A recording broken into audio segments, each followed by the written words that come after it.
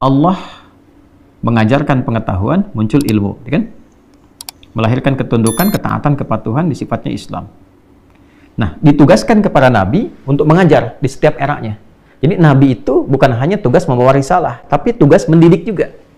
Ya, saya langsung lompat ke Nabi Muhammad SAW di Quran surah kedua Al-Baqarah ayat 151 misalnya sampai ke 152. Di 151 itu tentang tugasnya, yang 5 itu. Kama arsalna fikum rasulan minkum yatslu alaikum ayatina wa yuzakkikum wa yuallimukumul kitaba wal hikmah wa yuallimukum ma lam takunu ta'lamun.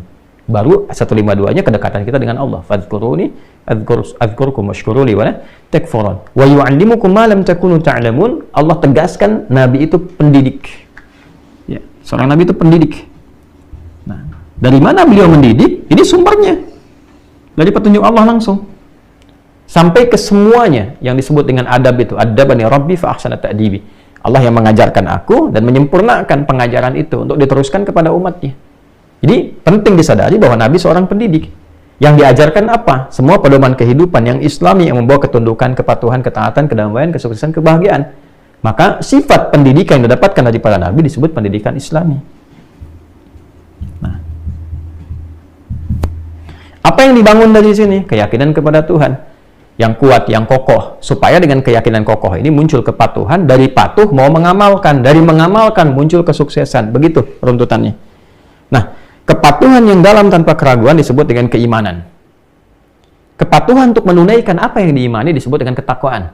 Makanya kalau kita bicara iman, itu keyakinan tanpa ragu. Bicara takwa, penunaian, pembuktian dari keimanan untuk menunaikan amal soleh sesuai dengan perintah dari Allah sebagai tanda kepatuhan.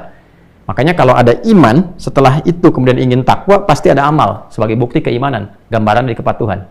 Contoh, kemarin kita puasa kan, dibuka dengan iman dulu, amal, baru takwa.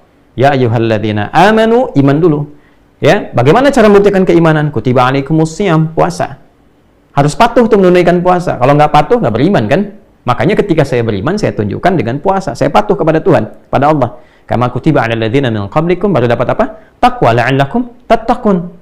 Nah, jadi kalau orang sudah beriman, yakin tanpa ragu, tunjukkan itu dengan patuh, taat, ini silmi ini, patuh, taat, kuat, baru muncul hasil dari situ. Apa hasilnya? Ya, diberikan pengetahuan untuk membimbing bagian tubuh kita untuk bersikap, macam muncullah karakter kinerja. Sikap-sikap dari ujung kepala sampai ujung kaki, dibimbing bagaimana mata memandang, ya, bagaimana telinga mendengar, lisan bicara, sampai ke ujung kaki.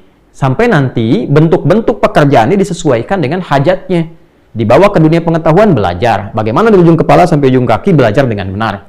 Dibawa ke rumah tangga, jadi apa? Jadi anak, jadi suami, istri, ayah, ibu, kakek, nenek. Maka ujung kepala sampai ujung kaki dididik, jadi ilmunya dikerjakan. Nah, hasil bentukan perilaku dari nilai-nilai tadi disebut dengan akhlak namanya. Maka ketemulah di situ iman, ya, plus takwa, plus akhlak. Nah, gitu.